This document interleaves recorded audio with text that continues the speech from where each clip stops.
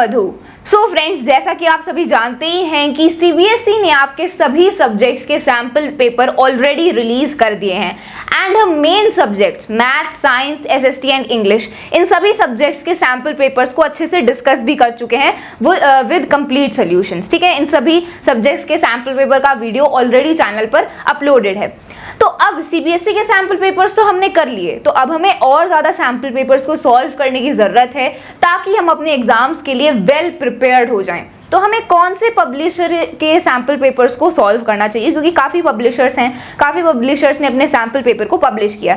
So which sample papers you should practise. तो मुझे एडुकार्ट के सैम्पल पेपर बेस्ट लगे, मुझे ये बेस्ट लगे, इसलिए मैं आपको पर्सनली एडुकार्ट के सैम्पल पेपर ही रिकमेंड करूंगी। मैं पहले भी आपको एडुकार्ट का क्वेश्चन बैंक रिकमेंड कर चुकी हूँ एंड अब एडुकार्ट ने अपने सैम्पल पेपर भी पब्लिश कर दिए हैं based on the sample paper released by CBSE, इसीलिए मैं आपको एडुकार्ट ही रिकमेंड करूंगी।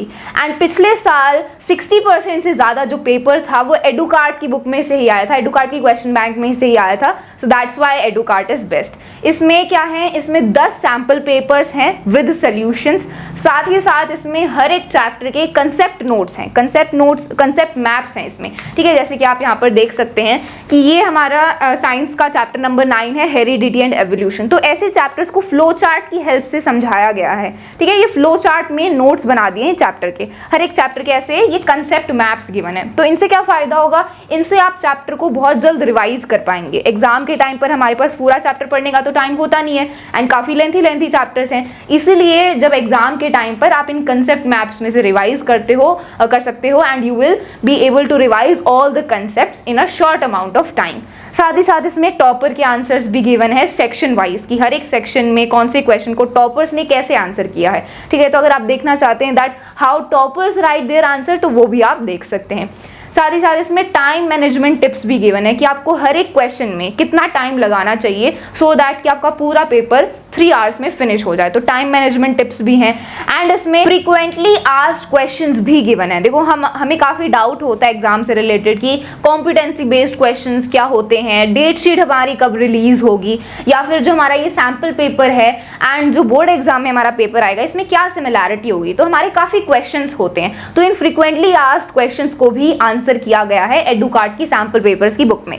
ओके, सो इसीलिए मुझे एडुकार्ट की सैम्पल पेपर की ये बुक्स बेस्ट लगी। मैंने ये साइंस एंड मैथ की ये सैम्पल पेपर्स की बुक को परचेज किया है। मैं एसएसटी एंड इंग्लिश की सैम्पल पेपर की बुक्स को भी परचेज करूंगी एंड अगर आप परचेज करना चाहते हैं आप परचेज कर सकते हैं, इसका लिंक मैं आपको डिस्क्रिप्शन में दे दूंगी।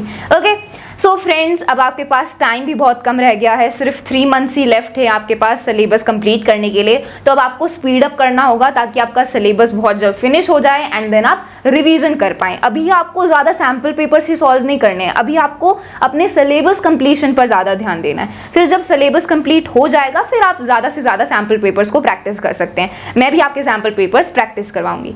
Okay, and you have my full support. मैं आपको पूरा एंड तक पूरा सपोर्ट करूंगी। सारे चैप्टर्स के फुल एक्सप्लेनेशन के वीडियोस अवेलेबल हैं, नोट्स मैं आपको प्रोवाइड कर रही हूँ, इंपॉर्टेंट क्वेश्चंस हैं सारे चैप्टर के एंड साथ ही साथ सैम्पल पेपर्स भी हम सॉल्व करेंगे। So you have my full support. So friends, that's all for this video. I hope you found this video helpful. Thank you so much.